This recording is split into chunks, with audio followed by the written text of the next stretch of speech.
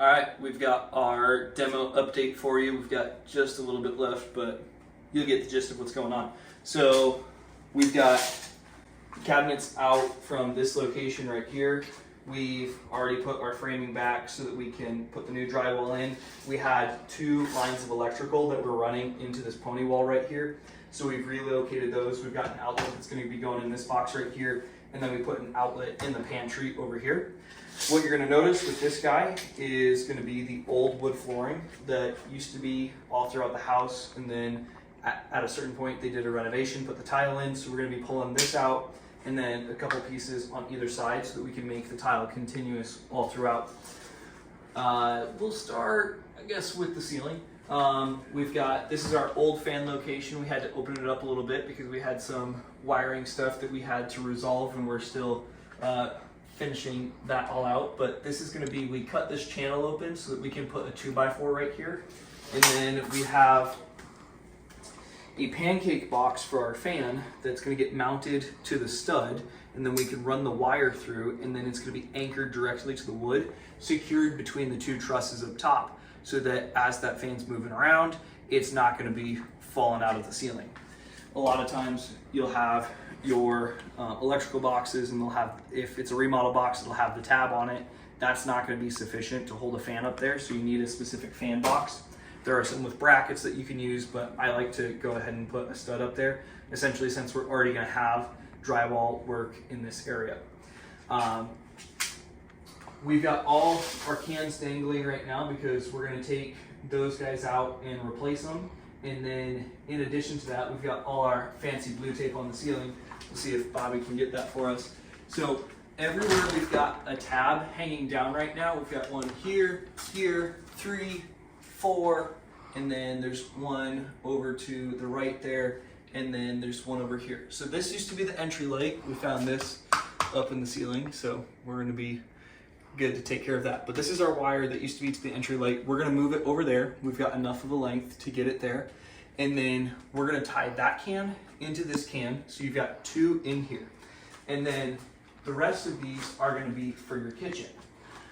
Now, we took a lot of time to go through with a couple lasers to make sure everything is nice and straight and in line for the can lights. And not only that, but we tied it into the dining room as well.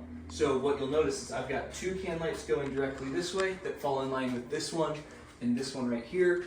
And then it's going to be the same thing on the other side of the plastic. I've got a light over there, a light here, here, and then into the entryway. So what it's really going to start to do is, as we've taken this cabinetry piece out right here, and we're bringing the kitchen farther into this area, is we want to make sure that it looks like this whole space was well thought through from the beginning, rather than being kind of put together afterward, because we could have just been like, oh, throw a can here, throw a can here, but it doesn't make sense. We want the continuity. We want someone to walk in and see symmetry, or even unconsciously see the symmetry and everything to make sense. Let's see, let's move on to our happy trench. So this has been trenched out, and apparently the system purged and the water system purged. So this is not connected to anything, so don't freak out. It's just cut here, it's gonna go in conduit, everything's fine. This is our gas line that our plumber's gonna be coming in shortly to take care of, and he'll put that in a sleeve, put that in an extension. We're gonna get that up into our island that's gonna be going in this location right here. But we've got this wall all opened up so that we can get the electrical run over here. I don't want to talk bad on the last guy. I don't know who they are, but there are some things that really have made us scratch our head in terms of the electrical. So we've had to spend a decent amount of time trying to sort through what's happening. We've been able to eliminate some things because they've been redundant or incorrect, and we've been able to correct it along the way, which has been fantastic. But what we now have is we're going to have this outlet over here that has a little blue tape down there, and we've marked it. That's going to be the one that's on a switch, so we'll be able to plug in the disposal. They opted not to go with an air switch in their countertop. They liked having the switch on the wall over here, so they'll be able to do that here. We're able also to tie in, there'll be a 4-inch can light up here. We're going to get this tied up in the ceiling to go over there. And then, yeah, we're still in the middle of electrical, so we're kind of giving the electrical update a little early, but we pulled everything off the wall here because we had the soffits up top, and we removed those all around, and then we removed the drywall underneath it so that we can have access to the things in between. We did, let's find a good example. Over here, where we had, when you have a soffit, you can kind of jump your wires from here over to here. It's going to save you time and the room rather than having to drill through. When we have to get rid of that soffit though, we now have to notch into the stud and put our nail plates up there. So that'll make sure that when the electrician, or I'm sorry, when the drywaller is going to hang all his drywall, he's not going to run a screw into it and break that circuit, or even just put the drywall screw so that it's now electrified. So we've got to do that on all the areas where we've gone through with our electrical. We're going to do the same thing with plumbing line that we're going to run all the way around. There's a code to that, but don't worry about it.